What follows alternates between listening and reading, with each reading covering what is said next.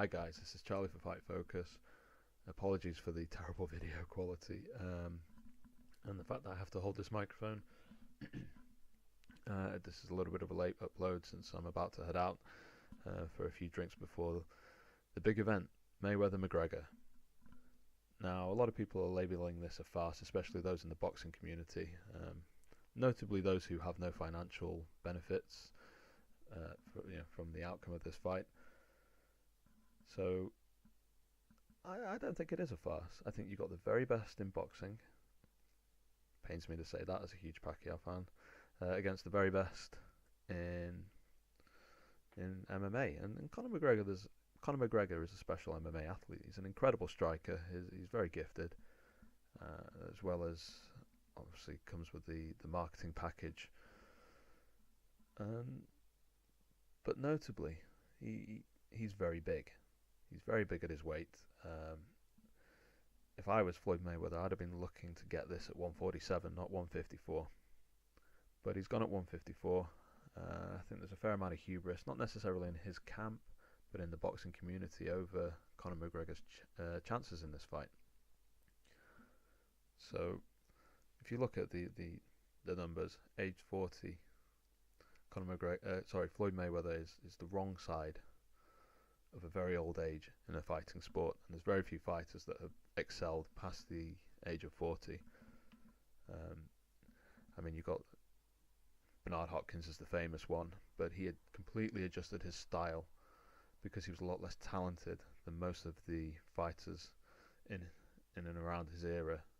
So his style was very, very much based on being a little bit dirty and rough, and some very simple technical skills that he mastered. Floyd Mayweather's his style's based a lot more on his cat-like reflexes and his box of magic tricks in boxing. And I think it's more susceptible to Father Time than Hopkins's game. And Conor McGregor, 29, in his absolute physical prime. He's going to be really sharp in terms of reflexes and reactions, which obviously, boxing fans would say, well, obviously they're geared towards MMA, which is true, but this is the kind of sport where millimeters can make a big difference, and Conor McGregor's going to get the absolute maximum he can get out of his skills, whereas Floyd Mayweather's probably a shade slower than he used to be, a shade less quick at covering distance, a shade less quick at spotting things and engaging his muscles and getting out the way of them. So that plays obviously into McGregor's hands a tiny bit. Not enough, I don't think, to overcome the skill disparity, but then you look at the size. McGregor is going to be close to 20 pounds heavier on fight night. That's a lot of weight, and that's not something that's common in Floyd Mayweather's career, despite what he would have you believe. There's very few fighters that outweighed him by that much, if any. I think possibly Canelo. I would have said Canelo was mid 160s on that in that fight, but Canelo didn't have the reach advantage on Floyd Mayweather, and more importantly, in my assessment of that fight, Canelo was not prepared to implement his size. He was not prepared to just bite down and trade, and just go at him like, say, Emmanuel Augustus did. If you gave Emmanuel Augustus a stone weight advantage on Floyd Mayweather, he would knock him out. The way Augustus fought that fight, he would have knocked Floyd Mayweather out. If you gave Ricky Hatton a stone weight advantage on Floyd Mayweather, he may well have won that fight. He couldn't deal with Mayweather's inside game in that fight, but a lot of that came down to size and perhaps preparations. Obviously, they're professional boxers. Conor McGregor isn't, so weight alone would not be enough. Then there's the reach. The reach is an interesting one as well, because it allows Conor McGregor to employ some tactics which I think are going to surprise a few people with how much they trouble Floyd Mayweather. Not necessarily trouble as in lead to a victory. I personally am backing Floyd Mayweather by late stoppage or on points, But I think Conor McGregor is going to have some early success, and he's going to come out doing a lot of posting. Posting is like where you putting your hands forward, which generally in boxing is not a good idea. However, it can be done against guys who are smaller than you, and especially if you're light on your feet and you're moving in and out and you're not presenting a static target through which someone could just kind of step close to you and punch through your guard. It can be a good platform from which to launch little counter punches, just irritating kind of shots, which can set up Conor for perhaps clinching with Floyd Mayweather and trying to impose his size a little bit more. And I think that's early on is where the fight's going to be most interesting. I think it's going to be a bit of a game of cat and mouse at distance, with McGregor kind of moving back and forwards, posting, kind of trying to interrupt whatever offense Floyd Mayweather is offering, and then trying to grab hold of Floyd and work him over with dirty boxing. Mayweather's a master at the inside game of dirty boxing, so that's going to be a fascinating little battle, and I think that will play out for the first 3, 4, 5 rounds. What's going to happen is McGregor's bounce is going to go a little bit. He's going to start to tire a little bit. When he becomes less fresh, he'll become more rooted to the canvas, and that's when Floyd Mayweather's opportunities will come in, and that's when I think you'll start to see the best from him. What I consider to be the hubris of the boxing community is the assumption that Floyd Mayweather will still be incredibly fresh as the fight moves down the stretch, because McGregor at that point will start trying to exchange a little bit more, trying to make it more of a messy fight, and he will have some success just naturally because he's a bit bigger, a bit longer, and Mayweather is the wrong side of 40 and won't be as fresh as he would have been in his younger years. And depending on how much Floyd Mayweather is removed from his prime will depend on whose curve drops off the quickest. Now, it's hard to pick against Floyd Mayweather in this one, so I will be putting my money on him to win, which I will explain in a little bit. But there is a chance that he drops off quicker than Conor McGregor does, and that Conor McGregor starts to land more and more and more later in the fight. So, yeah, this could get real interesting. I'm really looking forward to it in that regard.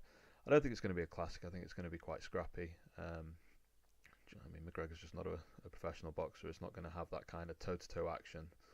It's either going to be like fighting out the clinch or just one guy thumping the other from range on occasion. Again, more cat and mouse, especially as the fight gets later on. So, as I tend to favour Mayweather in this fight, I'm going to take Paddy Power's. Sorry, I shouldn't really mention a betting company because I'm not affiliated with any of them. But they've got a 13-2 Mayweather to win by knockout in rounds 9-12. So I'm taking that at £10 to return 75. Mayweather on points is 3-1, so I'm taking that at £10. So that's kind of a covering bet really, because McGregor's quite big. I think he'll wear Mayweather's shots quite well. There's some amazing odds on McGregor winning by late knockout, so I'm going to stick a few cheeky bets on around 8, 9, 10. I think once it gets to 11, 12, maybe one on the 11th round, that's 100 to 1. Might put £5 on that. But I think if it gets to the 12th, they're just going to see it out. And I've got a bet with a friend, 5 to 1 on Conor McGregor. So I've got £10. He's betting 50, which the odds are not that good anymore on the betting site. So in terms of the undercard, I didn't really see that much to like. I'm going to avoid the Badu Jack Nathan Cleverly fight. Cleverly on his day can be a very tricky, high volume fighter. Badu Jack's moving up in weight. He may struggle with that. I will consider close to the fight whether Nathan Cleverly's worth a bet, but I don't think so because I don't have that much confidence in him. Gervonta Davis looked terrible on the scales. The odds on him are ridiculous. No interest in betting on him. I've no idea how that fight plays out. there's some bet where for him to win by knockout rounds 5-8, which I might put a bet on, and I might put a £5 bet on his opponent at 14-1 because I mean he missed weight by £2. He didn't look good on the scales. He was pretty unprofessional. So you wonder what's going on in his mind. And his opponent is undefeated, looked big at the weight. So that one could be interesting. I might take that 5-8 round knockout bet and put £5 on his opponent. And I'm avoiding the Cotto fight. I didn't really like any of the odds that I saw on that one. So fascinating night of boxing coming up. Like I say, I don't think it's going to be the fast that everyone predicts. You know, I think just McGregor's size and youth are going to be enough to see him and his skills. He is a very skilled striker in MMA, which will, you know, all this angles nonsense that Brendan Schaub and all these other guys have promoted is just that nonsense. There's no angles that Floyd Mayweather hasn't seen before. It's just more the style. It's more the posting, more the forward and backward movement, and just being a little bit awkward, and the comfort levels in the clinch, which I think a lot of boxers don't work on enough. They're too busy working on banging bags, banging pads, and sparring. You can't really do clinch work that well when sparring in 16-ounce gloves because they're so big, and that's typically where Floyd Mayweather's had a huge advantage on many of his opponents, and I think that's something that McGregor, that's a place McGregor will be very comfortable in, given his experience in MMA. So I hope you enjoy it. I hope you enjoy the night and enjoy the fights. And remember, if you are gambling like me, don't bet money that you can't afford. Do it safely. This is Charlie with Fight Focus.